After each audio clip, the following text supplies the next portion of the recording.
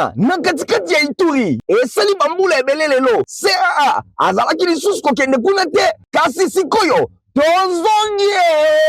Karibu kwetu. CAA aza na esengo makasi ya koyebisela bino ke azongeli bavoli na ye en destination ya bunya. Bavoli yango ekobanda kosalema na avion na ye ya Airbus A320. Karibu.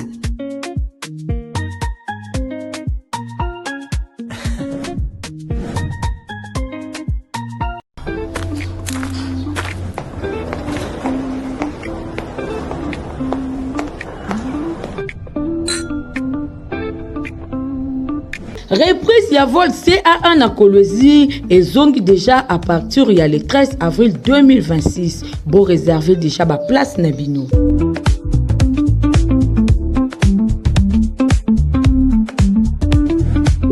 Mbote pe wala mona retro ya journal peuple na peuple mon koyanti total sekibino ndenge ba députés nationaux ba examina ki ba question ebele pe na Sénat bo mona ki ndenge ba vota ki rapport ya synthèse ya vacances parlementaires pe vice premier ministre économie Daniel Mukoko Samba atamaki visite na ye na province ya Sankuru Bolanda.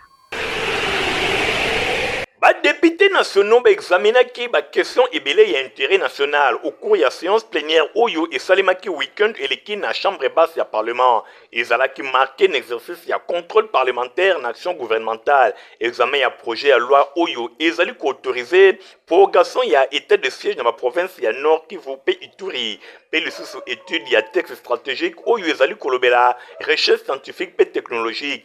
Après que la ouverture de la séance plénière, président de l'Assemblée nationale, honorable Aimé Boji, a bengamaki na ba obligation mususu ya l'État. Pe atika qui poursuite ya misala et pa ya premier vice-président de l'Assemblée nationale honorable Isaac Jean-Claude Chilumba Moussao na cadre ya contrôle parlementaire représentation nationale ba auditionna qui vice-premier ministre et ministre de la fonction publique modernisation et administration pe innovation et service public Jean-Pierre Liaou ye a bengamaki na ko répondre na question d'actualité ya député national Patrick Matata pe na motion et interpellation oyo epesamaki na député national Antoine Nzangi a répondaki d'abord na question d'actualité pour na oyo etali ba effectif ya ba agent pe ba fonctionnaire ya l'état na ensemble ya territoire national pe na masse salariale Jean-Pierre Liaou atalisaki état de lié ya secteur na ye azongelaki ba dysfonctionnement structurel oyo euti na ba anu ebele eleki na administration na biso vice premier ministre ye atalisi ke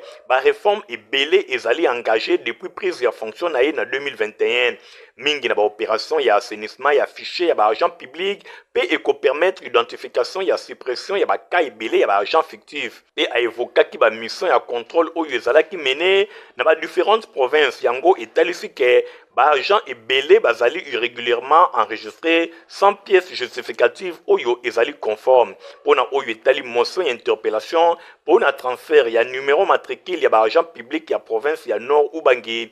Pena Mongala, vice-premier ministre, ministre ya fonction publique, ye azongeli tribune pour na ko apporter ba clarification pe ba préoccupation oyo ezalaki soulevé. Na ba explication na ye a rejeté implication nyonso ya dossier oyo pe alobi disposition mon côté ezali ko pesa pouvoir ya ko désaffecter numéro matricule ya agent mususu na province pour na ko pesa na agent mususu na province mususu. A rappelé que représentation nationale ba procédure administrative ezali komema na ba attribution ya ba numéro matricule te pour na ko pointer ba irrégularité oyo euti na ba décision administrative et les kaki mingi na ba arrêté ezalaki publié na 2018 yango et contribuer pour na ko créer ba incohérence et belé et monene lelo na gestion ya ba effective ba échange na motion incidentielle ezalaki soulevé na député national Célestin Ingelemba ye alobelaki satisfaction oyo et monani na majorité ya ba députés nationaux na ba élément ya ba réponse oyo vice premier ministre ya fonction publique atalisi Bosimba ke plénière balobela ki pe likambo etali projet ya loi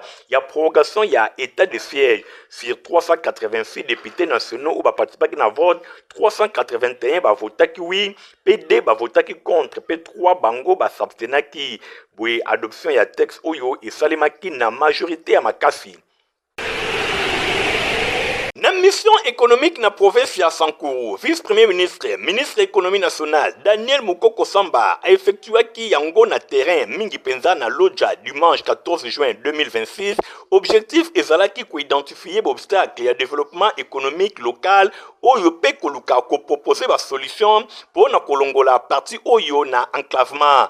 Désenclavement économique ya Sankuru ezalaki bongo na katikati ya mission ya vice-premier ministre, ministre économie nationale Daniel Mukoko Samba. Akomaki na Lodja po na ibandeli ya mission économique na ye, membre ya gouvernement azali koluka ko évaluer ba infrastructure stratégique pe ko identifier ba réponse moko concrète na ba difficulté oyo ezali ko freiner ba échanges commerciaux pe développement local ya province oyo. Avant de s'entraîner na terrain, séance de travail moko ezalaki organisée et longo na ba autorité territoriale pe alingaki kosala ba point ya ba priorité économique ya région. Sur place, Daniel Mukoko Samba abetaki masolo na directeur provincial pe a constaté état ya parc il y a ba équipement oyo ezali composé, il y a ba camion ben, d'excavatrice, pe ba matériel oyo ezali bongo ya comptage, ezali vraiment exploité te. Ba infrastructure oyo ezali jugé essentiel pour na ko améliorer connectivité ya territoire. Boye na simawana akendaki na pont Lokenye oyo eza na capacité ya 42 tonnes. Ouvrage oyo ezali bongo moko ba principale porte d'entrée pe ba marchandise vers Lodja depuis ville ya Kinshasa na nzela ya port Benadi Bele. Axe moko stratégique pour na approvisionnement ya territoire pe ezali kofongola nzela na ba province mususu. Vice-premier ministre akobaki visite na ye na poste ya accostage ya Okoto oyo ezwami na rivière Lukenye. Nzela oyo ezali bongo navigable pe ezali ko permettre transport ba marchandise tu na ville ya Kinshasa na nzela ya ba baleinière. Kasi potentiel na yango ezali limité, pambate balisage ezali kosalema te. Délégation ba visita qui peut le site ya érosion oyo ezali observé na route nationale numéro 7 pe mini centrale solaire destinée pour na renforcer accès na électricité na territoire. Pour na Daniel Mukoko Samba, constat ezali clair, enclavement ezali bongo principal frein à développement économique ya Sankuru. Journée et silaki na beaucoup d'animoko et longo na ba membre ya société civile, ba opérateur économique pe fédération des entreprises du Congo ya Lodja. Masolo na bango ezalaki mingi pona kozaba attente bakter locaux pe kotala ndenge nini gouvernement akoki ko mener ba action na ye en faveur ya développement économique ya Sankuru. Le principal problème dans cette province, c'est son enclavement. Il n'est pas normal que lorsqu'une bouteille de coca coûte 2500 francs à Kinshasa, qu'elle coûte 8000 francs à Lodja. Qu'une bouteille de bière coûte 11 000, 12 000 francs à Lodja. N'est-ce pas? Qu'un sac de ciment coûte l'équivalent de $50 à Lodja. C'est ce problème fondamental qu'il faut régler. Et c'est l'objectif de cette mission, pour trouver des solutions pour désenclaver le Sankuru par des solutions économiques, mais également pour faire le plaidoyer pour que les travaux de balisage, je viens de visiter le poste d'accostage au Koto. Les armateurs, ils expliquent clairement un problème qui est un problème économique. Bosimba pe boye bakena manzela ya ba visite ya boye gouvernement azali koluka ndenge nini ko comprendre pona nini coût ya transport eza ya likolo pe ba infrastructure ezali ya kobeba ba difficulté ya connexion ba marché ezali bongo ko peser na ba prix ya ba produits oyo pe na ba activité économique locale. Le mokolo ya mardi omonaki ndenge na Assemblée nationale ba clôtura ki bongo session ordinaire na bango ya mois de mars pe parti Lumumbiste unifié palu na mukuse ba organizaki adhésion massive na ville ya Kim na province ya Maniema pe communauté famille chrétienne ba organizaki 26e édition ya convention parrain filiale Boulana. Situation sécuritaire préoccupante oyo ezwami na Nord Kivu pe na Ituri etikali moko ba préoccupation minene na Assemblée nationale pe na ensemble ya mboka ndenge président ya Assemblée nationale honorable Aimé Boji Sangara atalisaki na séance plénière oyo ezalaki consacrée pour la clôture ya session ordinaire ya mois de mars 2026 azongelaki ba échange oyo esalemaki na plénière ya le 13 juin dédié na évaluation ya état de chaise numéro 1 ya chambre basse ya parlement asengi na ba députés nationaux va privilégier dialogue, responsabilité et cohésion. Alors oui, débat parlementaire mon côté et koki cause à la source il y a division. Et mes Boje Sangara a commis pe retour na hémicycle yaba élu ya Nord Kivu oyo esalemi suite na consultation oyo ezala ki mené elongo na bango ndenge a annoncé poursuite ya échange elongo na ba député ya Ituri pour na ko favoriser climat moko ya apaisement et ko permettre poursuite harmonieuse ya évaluation ya état de siège. Boy atalisi engagement ya bureau ya Assemblée nationale koko ba consultation président ya chambre basse ya parlement atalisi que crise sécuritaire na est ya République démocratique du Congo ezali ko concerner ba congolais nyonso pe ezali ko senga unité ya batu nyonso autour ya intérêt supérieur ya mboka.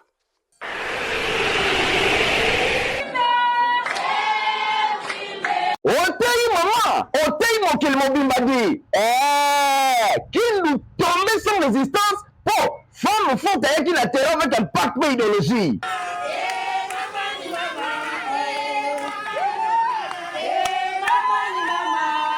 Otuni na ye nani mwasi na kati ya basi bombe na ye la femme au cœur bout maître Zaina Katawanja moko mobilisatrice asalaki mo bange la descente ministère awa la province ya Maniema na ville ya Kindu ezalaki bongo na etinda ya ye moko autorité de référence le secrétaire général pe chef du parti Didier Mazinga Mukanzo na nzela secrétaire permanent pe porte-parole ya parti mwana mboka Dolen Kashama na cadre ya koredynamiser pe kokumisa activité ya palu awa na Kindu. Et ça va qui m'a l'occasion. Il y a conseil la clôture le mois de la femme, mais la femme au cœur doux. Maître Zaina Katawanja. Bon, ben, d'ailleurs, maman capable, moi, si à monter mon boboto, maman waro, accompagné le procès Kamoui, Bazalaki Awa, Nassal Betsaïda Lodge, ba maman bayaki ebele ba répondaki mobondola ndenge kosakana te na appel na bango kasi lokolo ezalaki na cadre ya redynamisation ya parti appel ya déjà ezalaki lancé. Cette fois-ci c'est l'étape des adhésions de ceux qui ont choisi d'eux-mêmes les panneaux comme parti politique. Bondimela ngaki ndombi ya bato bazalaki awa na salle bayaki ebele na ndenge kosakana te ndenge bosa komona basalaki koko na besoin massive na parti Lumumba sa unifié bonso full oyo. Bonso revêté plus de 250 personnes adhéré na Palu awa na Kindu na Maniema en une seule journée nanu ezala te depuis Maniema ezala Maniema. Maman Zaina Katawanja femme forte, maman motema boboto femme capable. Mosala kitoko ba carte de membre yango na pointe chaque niveau adhérent azwa ki ya carte ne boza komona bokanisi esili te la femme au cœur doux maman capable maman Zaina Katawanja ayaki maboko pamba te ye moko akaboyaki ba maman ba pièce ba maputa ndenge boza komona tina libanda ya salle plein na claquer ya kosakana te bango nyonso bazalaki servi kitoko bozosengo na bango.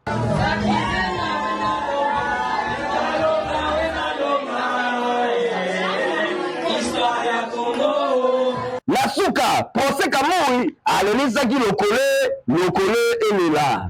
Nous venons de recevoir Maman Zaina qui vient de Kinshasa. Maman Zaina est venue pour cette activité principalement.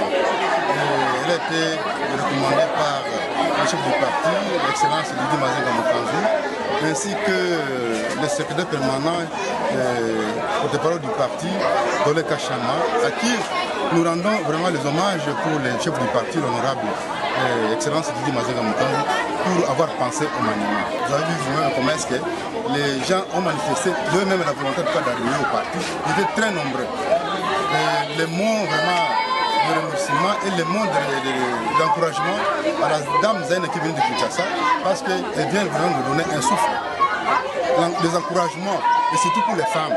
Il y a d'autres femmes vraiment qui ne savaient pas comment les activités du parti se font. Mais aujourd'hui, avec son arrivée, avec ce qu'elle vient de poser comme geste, on a mangé ensemble, elle a distribué vraiment des pagnes. C'était vraiment très contente. Les femmes vraiment étaient très contentes par rapport au geste que Maman Zaina qui vient de Kinshasa. Ah oui, tango balobaka Palu kwenda Congo ezalaka masekite botala de Kinshasa Maniema Maman Zaina Katawanja la femme capable mwasi molende a dévoté la force ya Lyon azalaki mosala kitoko palu elamuki na kindu mwinda kongo epele lisusu ebongo mwasi ya boye oboya ye antuka wana sala mokili na yo wana biso tokozala te ingeta. Le peuple vaincra, le peuple vaincra, vaincra, vaincra. Autorité morale, maître Didier Maseka.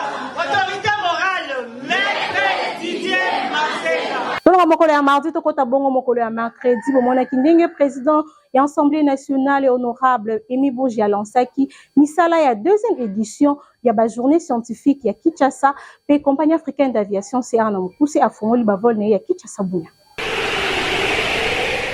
Na discours ya clôture na ye, président ya chambre basse ya parlement honorable Aimé Boji Sangara adressaki bilan ya session oyo ezali marqué na exercice ezali soutenu na ba mission constitutionnelle ya représentation nationale. Atalisi attention na crise sécuritaire oyo ezali kokoba kuandeye est ya République démocratique du Congo. Liboso ba membre ya bureau ba député nationaux numéro 1 ya chambre basse ya parlement a rappelé que chambre azali ko assumer ba prérogatives constitutionnelles na ye mingi na nzela examen pe adoption ba loi contrôle pe action gouvernementale pe suivi ya ba entreprise publique ba établissement pe ba service public ya l'état pour naye action parlementaire menée na session oyo ezali articulé autour ya 3 piliers essentiels: loyauté institutionnelle, respect à la valeur républicaine, défense et l'intérêt supérieur ya mboka. Sur le plan institutionnel, session oyo ezala kibongo marqué na sortie officielle ya réseau des femmes parlementaires initiative oyo ezali kotalisa volonté ya Assemblée nationale ya kotombola leadership féminin conformément na vision ya président Félix Antoine Tshisekedi Tshilombo. Diplomatie parlementaire et occupaki pe place moko ya malonga na période oyo na nzela ya ba mission officielle na étranger. Assemblée nationale a kobaki plaidoyer na ye en faveur ya paix, souveraineté nationale, paix, renforcement ya coopération interparlementaire. Pe na appui na ba effort diplomatique ya chef de l'État kasi au-delà ya ba ki oyo législative institutionnelle situation sécuritaire na est ya mboka ezali kokoba ko préoccuper batu. Président ya chambre basse ya parlement atalisi préoccupation na ye pe na représentation nationale liboso ya persistance ya guerre na ba province ya Nord Kivu, Sud Kivu pe Ituri. Alobelaki agression oyo epesami na ba M23 soutenu na Rwanda pe ba massacre oyo ezali kosalema na ba terroriste ya ADF. Aimé Boji atalisi condamnation ferme ya Assemblée nationale liboso ya guerre oyo azali ko qualifier yango injuste pe ezali kokoba koboma ba congolais ebele. Numéro 1 ya chambre basse ya parlement a rendaki vibrant hommage na ba forces armées ya République démocratique du Congo pe na ba volontaire pour la défense ya patrie pe asengi courage, engagement pe défense et intégrité territoriale eye bana kosalema pour la population ya Nord Kivu, Sud Kivu pe Ituri. Atalisi solidarité ya nation mobimba na message moko simple fort nation bakobosa na bango te na ton moko ya fermeté. Président ya Assemblée nationale a dénoncé ba acte oyo ya déstabilisation ya pillage ba ressources naturelles pe ya violence oyo ezali kosalema contre ba population civile. Azali kosenga esila na mbala moko. Atalisi attachement ya République démocratique du Congo na unité intégrité territoriale a rappelé que portion moko te ya territoire national et kozala cédé na message moko et marqué intervention honorable. Aimé Boji a lancé appel na responsabilité na endroit ya Rwanda pe asengi na bamboka nyonso mibale bayeba na kodemere ba voisin po na éternité kasi kimia moko durable oyo ezali fondé na respect mutuel pe na ba droit international po na ko garantir avenir moko ya malonga na ba génération ezali koya. Na nzela ya clôture ya session ya mois de mars 2026 Assemblée nationale a kozala bongo a projeté image moko institution pleinement engagée dans l'exercice de la responsabilité constitutionnelle pe etikali mobilisé pour na ko défendre souveraineté nationale pe ko porter mon Congo ya peuple congolais liboso ya ba défi nyonso oyo mboka azali confronté na yango. Bunya na katikati ya Ituri esali bambula ebele lelo CAA azalaki lisusu kokende kuna te kasi sikoyo tozongi Karibu kwetu. CAA aza na esengo makasi ya koyebisela bino ke azongeli bavole na ye en destination ya Bunya. Bavole yango ekobanda kosalema na avion na ye ya Airbus A320. Karibu, karibu.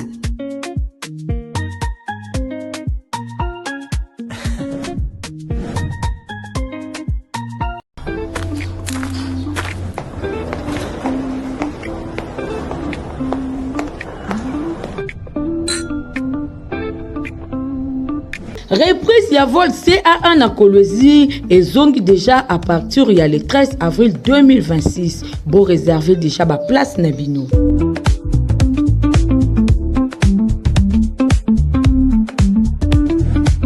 Tolonga mokolo ya mercredi tokota bongo mokolo ya jeudi totalisaki bino ndenge premier ministre Judith Suminwa a présidaki réunion ya comité ya conjoncture économique pe bomonaki ndenge congolais moko ya diaspora na kombo ya Brandon a visitaki complexe scolaire Mama Pemba pe ensemble dédié Eli me baklotiraki séminaire na bango ya 7 jours kuna. Joins la main de compassion arrive. Joins la main de compassion Ezoya. Joins la main de compassion está vindo. Hello somebody, GMC is coming. Joins la main de compassion iko na kuya. Gonge kokiye oyo vraiment zali tango ya bana na Nzambe. Centre évangélique La Parole Éternelle La Borne Bandalungwa na bokambemi ya révérend pasteur Kalika Senda babengi sibino na milulu minene oyo babengi yango joint la main de compassion JMC en sigle bana na Nzambe. Joint la main de compassion ezali moment kitoko oyo bana na Nzambe basanganaka pona koyoka liloba na Nzambe kobondela pe kogumba melakolo. En tout cas ya 2026 oyo ezali nde somo po mama na likambo nango ezali la saison de l'élargissement epai wapi basali na Nzambe ya nguya bako défilé pona kote ya liloba na bomoi. Tozali bongo na pasteur Bernard Fwamba ya Mirek Lubumbashi, toza na docteur Daniel Kawata ya Omoneri PPISG, toza na pasteur Joseph Bondo ya La Borne IPN, toza na apôtre Roland Dalo ya Philadelphie, pasteur Gislain Lukunku ya Belgique pe hot ya Milulu ye moko pasteur Kalika Senda. Bokanisi esili non JMC ekobanda mardi 7 juin kino mardi 23 juin kuna na temple ya La Parole Éternelle oyo ezwami na avenue Kisangani numéro 52 13 référence virage à Solongo na commune ya Bandalungwa. Et bongo mokolo ya mercredi 24 juin kino vendredi 26 juin mama nangaye bakozala na mobange na campagne d'évangélisation kuna na stade Vélodrome nyonso ekobanda kosalema na ngonga ya 16h30. Botu nanga nini clôture ya JMC ekosalema na mobange na kiliti ya Action de Grâce mokolo ya dimanche 28 juin kuna na temple ya La Parole Éternelle na commune ya Bandalungwa. Boya ebele po ezalaka moment kitoko oyo kolo amimonisamaka soki oyaki kao okobima oke bokolo azalaka vraiment au rendez-vous ngai na kozala yope kozanga te tika na yebisa yo sekele. La prière change les cours de l'histoire.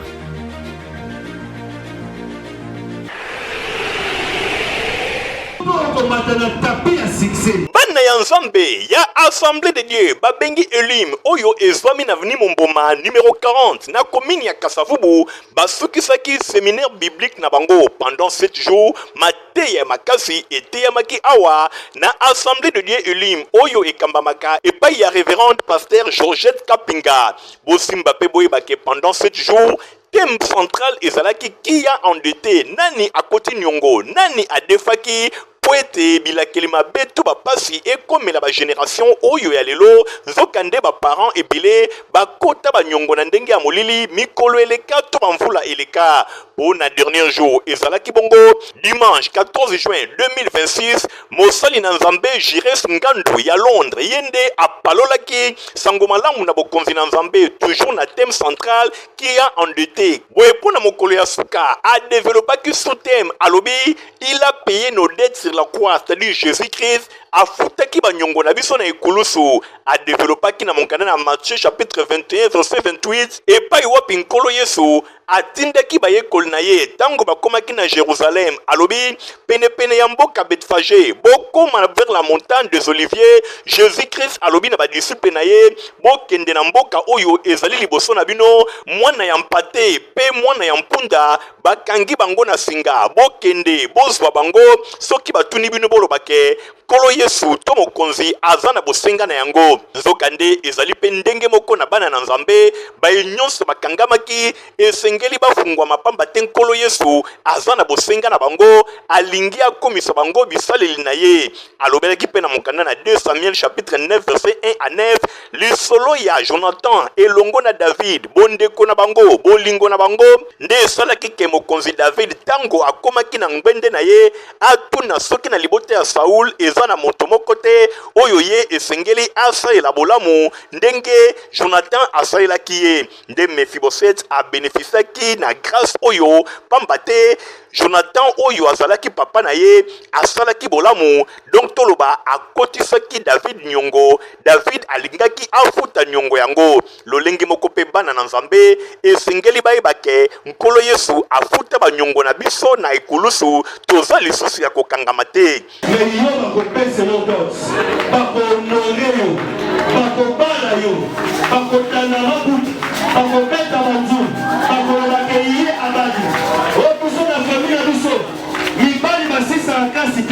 Mais cette fois-ci, le Seigneur en a besoin de toi. Yo kotanga, pour aussi sa classe, parce que Corona yo, azana posa na yo. Mateya oyo ezalaki capté 5 sur 5 bana na Nzambe bakangolamaki babikisamaki pe bapambolamaki pendant 7 jours na église babengi assemblée de Dieu Elim oyo ekambamaka epai ya mosali na nkolo mama Georgette Kapinga nyonso elekaki vraiment kitoko sango malamu na bokonzi na Nzambe ezali koteya mana ndenge ya kosakana te na assemblée de Dieu babengi Elim. Et pour la ressource, mon collègue vendredi, vous signez Simba qui honorable Mautweni a posé déjà première pierre naïe pour la cotonga point à Selemba ou centre évangélique, parole éternelle, une station bandale, la borne, bongis bazo continuer toujours on a convention na bango ezali bongo joint la main de la compassion cadre kitoko pour la cérémonie na binonyo so ezali bongo le précieux hôtel Boulana.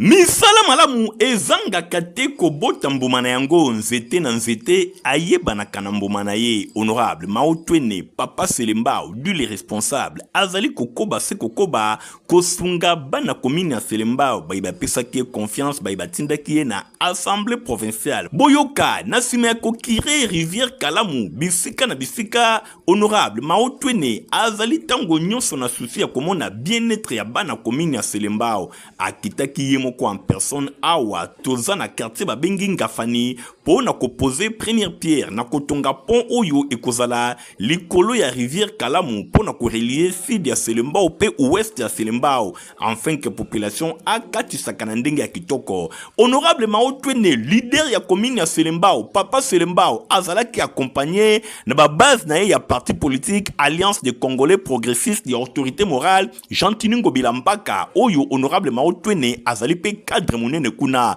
bangonde ba accompagner qui est sur place tango akomaki esengo ezalaki makasi même ya population environnante ba tondi samaki ne sengo komona ke tango nyonso molobeli na bango azana souci na bango. Honorable Mautweni alekaki pe aposaki première pierre pomoko ya plus de 13 mètres et kotongama awa pona kosunga population bazala na esengo ba vivre na kimia ndenge ye moko molobeli ya bana Selemba du les responsables honorable Mautweni alimboli lelo tojaki malamu ya kuposer première pierre pona botongi ya pont pona rivière Kalamu sima kokire 6 km ya rivière Kalamu année passée banana kimvui diti na Long Clair de monaki que population na biso so imbule beti bazali na difficulté à retraverser surtout bana classe de barozela timbule ko sila tamsi mukolomba ki classe té de monaki eza malamu te musato sala ki ekomela kola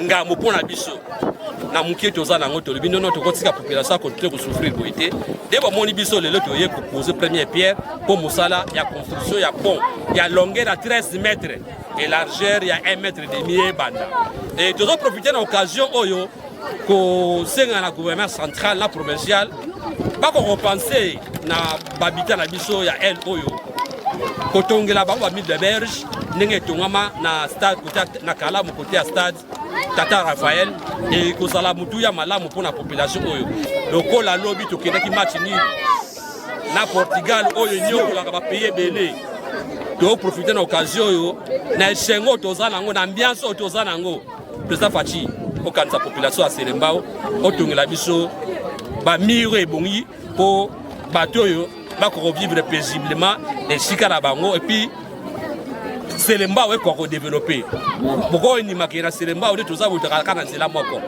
24 novembre à part yango toana nzela musuti mais au moins ba commune mususu ti ba axe secondaire bato tongela bango lisumu ni biso sala.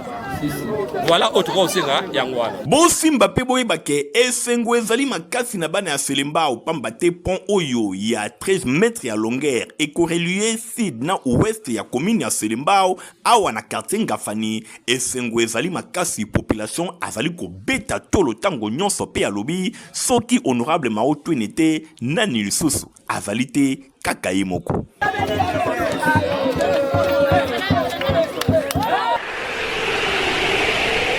Joins la main de compassion à Joins la main de compassion Ezoya. Joins mês de compassion está vindo. Hello somebody, GMC is coming. Joins la main de compassion iko na kuya. Gonge kokie oyo vraiment ezali tango ya bana na Nzambe. Centre évangélique La Parole Éternelle, la borne Bandalungwa, na bokambemi ya révérend pasteur Kalika Senda, babengi sibino na milulu minene oyo babengi yango, joint la main de compassion JMC en sigle, bana na Nzambe, joint la main de compassion, ezali moment kitoko oyo bana na Nzambe, basanganaka, pona koyoka liloba na Nzambe, kobondela, pe kogumba melakolo. En tout cas, il y a 2026 oyo ezali nde somo po mama na likambo nango ezali la saison de l'élargissement et pas iwapi basali na Nzambe ya nguya ba ko défiler po na côté ya liloba na bomoi tozali bongo na pasteur Bernard Fwamba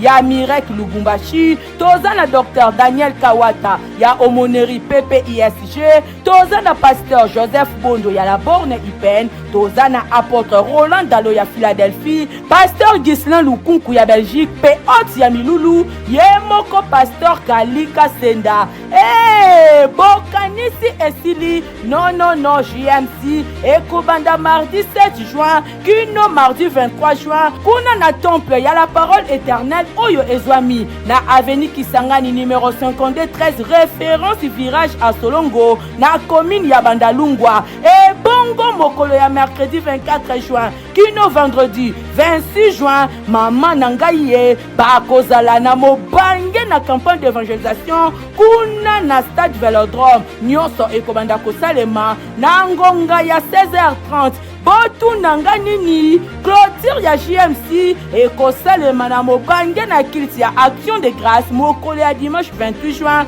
kuna na temple ya la parole éternelle na commune ya Bandalungwa boya ebele po ezalaka moment kitoko oyo kolo amimonisamaka soki oyaki kao okobima oke bokolo azalaka vraiment au rendez-vous ngai na kozala yope kozanga te tika na yebisa yo sekele la prière change les cours de l'histoire.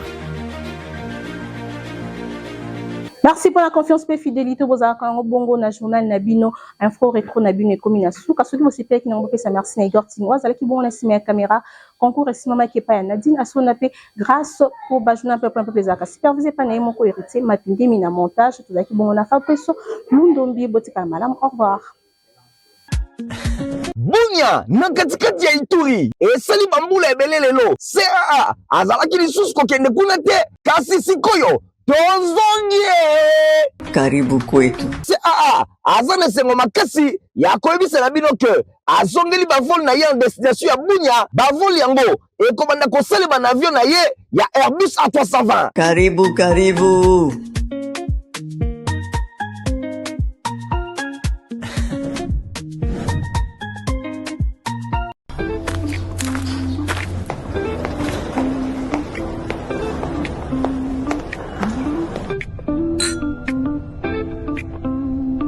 Reprise ya vol CA1 na Kolwezi et zongi déjà à partir il y a le 13 avril 2026. Bon réserver déjà ma place Nabino.